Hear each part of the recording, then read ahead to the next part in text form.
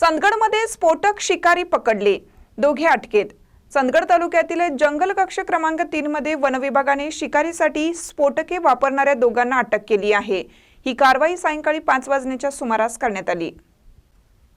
One विभागाचे पथक जंगलात गस्त घालत असताना 2 अनोळखी इसम बकऱ्याची चरबी लावलेले स्फोटकाचे गोळे जंगलाच्या दिशेने जाणाऱ्या पायवाटेवर ठेवताना आढळून आले। वन विभागाच्या अधिकाऱ्यांनी तात्काळ कारवाई करत दोघांना ताब्यात घेतलं।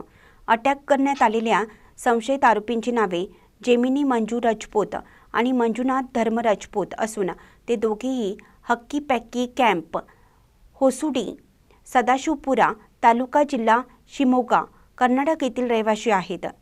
या कारवाईमध्ये वनक्षेत्रपाल नंदकुमार भोसले, वनपाल कृष्णा डेळेकर, वनरक्षक सागर कोळी, आकाश मानवतकर, वनसेवक नितीन नाईक आणि वन्यजीव बचाव पथकातील सदस्य सहभागी होते। घटनास्थळी आरोपींची तपासणी केली असता त्यांच्याकडून 100 स्फोटक गोळे, 2 मोबाईल संच आणि 1 दुचाकी वाहन जप्त करण्यात आला आहे।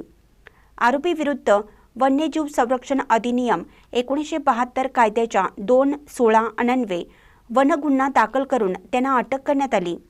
प्रथम वर्ग न्यायदंडाधिकारी यांनी आरोपींना 3 दिवसांची वन कोठडी सुनावली आहे।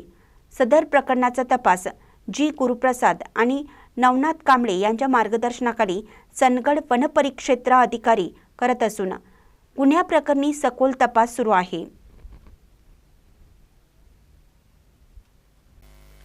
ताज्या बातम्यांसाठी महान करेला सबस्क्राइब करा आणि बेल आयकॉनला क्लिक करा।